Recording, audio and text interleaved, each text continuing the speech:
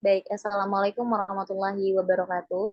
Pada kesempatan kali ini, saya dan juga teman-teman saya, kelompok dari mata kuliah Keselamatan dan Kesehatan Kerja, akan membantu mempresentasikan hasil laporan observasi laboratorium restoran di lantai 2. Itu dosen pengampunya merupakan Miss Filentika, MPD.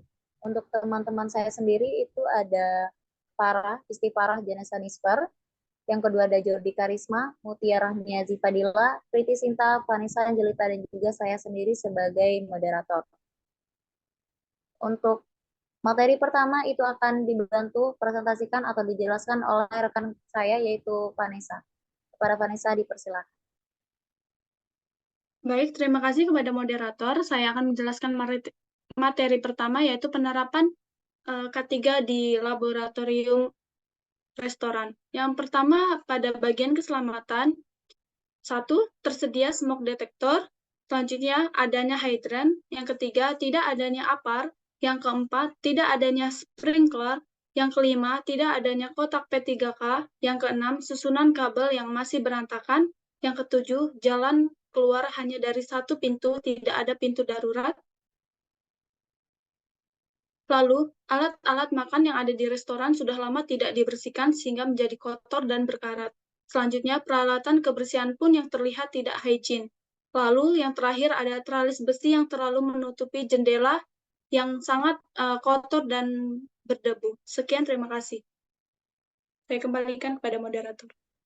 Baik, terima kasih kepada Vanessa. Lalu untuk materi selanjutnya akan dijelaskan oleh Jordi Karisma. Pak Jordi dipersilakan. Oke, terima kasih moderator. Bisa ditampilkan slide presentasinya kepada operator.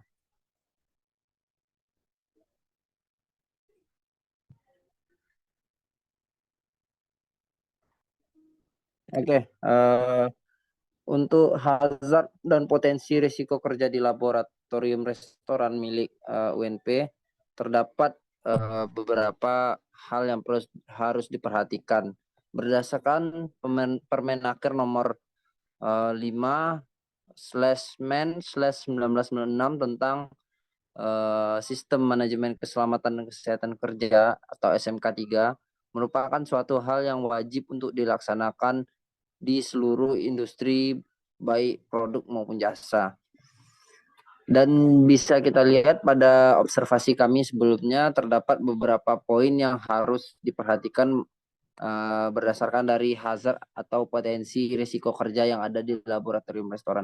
Pertama, jika terjadi kebakaran, kemungkinan korban bisa terjebak karena pintu keluar hanya satu dan tralis besi menutupi semua jendela yang ada di ruangan.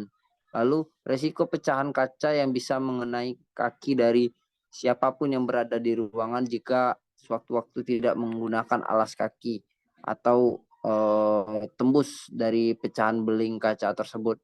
Lalu karena kabel listrik yang berantakan memungkinkan seseorang bisa terkena aliran arus listrik yang tidak rapi karena berantakan tersebut.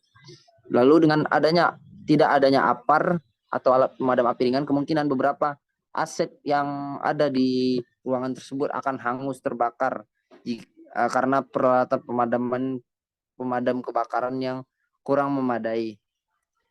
Lalu potensi korsleting arus listrik karena kabel yang berantakan tersebut sangat tinggi. Dan selanjutnya adanya potensi kontaminasi bakteri di udara karena tempat sampah yang tidak memadai di dalam tidak memakai plastik di dalamnya atau tempat sampah yang sangat dekat dengan tempat letak makanan. Sekian dari saya, terima kasih. Saya kembalikan kepada moderator. Baik, terima kasih kepada Jordi telah menjelaskan resiko atau hazard di ruang restoran. Lalu untuk materi selanjutnya akan dibantu jelaskan oleh Mutiara Niazi. Para Mutia dipersilakan.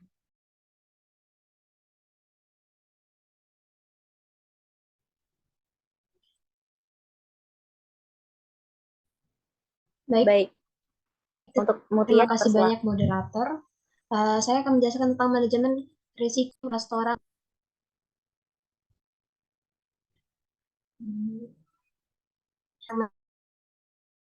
Manajemen risiko K3, ruang laboratorium restoran, Fakultas Pariwisata Perhotelan. Pertama itu penanggulangan risiko hazard keselamatan. Beberapa cara diantaranya itu pertama merapikan susunan kabel listrik yang berserakan. Kedua, mengurangi teralis besi pada jendela agar jika terjadi kebakaran, maka korban bisa menyelamatkan diri dari jendela. Ketiga itu meletakkan peralatan makanan sesuai dengan tempatnya agar terhindar dari risiko bahaya dari pecahan kaca. Dan terakhir itu meletakkan upper dan kotak P3K pada tempat yang mudah dijangkau oleh pengguna ruangan. Kedua itu penanggulangan risiko hazard keselamatan. Beberapa cara diantaranya yaitu pertama memperhatikan kebersihan alat-alat makan, kedua memperhatikan penempatan dan kebersihan tempat sampah dengan cara memberikan plastik pada bagian dalam tempat sampah, dan terakhir yaitu memperhatikan kebersihan dan kehigienisan sapu dan pel dalam ruangan. Sekian dari materi dari saya kembalikan ke moderator. Baik, terima kasih kepada Mutia yang telah menjelaskan manajemen risiko K3 ruang restoran. Untuk materi selanjutnya akan dibantu jelaskan oleh Istifara Jenison Isper. Kepada Istifara dipersilakan.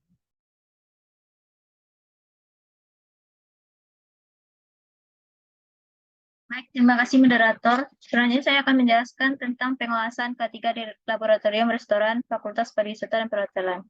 Menurut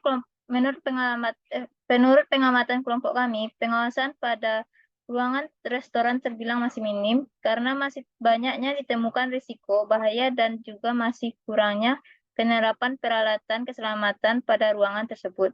Selain itu, diperlukannya pengecekan berkala dari semua peralatan yang ada di ruang restoran dan juga perlu adanya pelatihan pertolongan pertama dan penanggulangan kebakaran pada ruangan tersebut. Baik, terima kasih, moderator. Saya serahkan kembali kepada moderator. Baik, terima kasih kepada Farah yang telah menjelaskan materi terkait pengawasan K3 di Laboratorium Restoran. Untuk materi selanjutnya, dipersilakan kepada Priti Sinta untuk menjelaskannya. Terima kasih. Baik, terima kasih saya ucapkan kepada moderator. Baik, materi selanjutnya yaitu rekomendasi dan saran.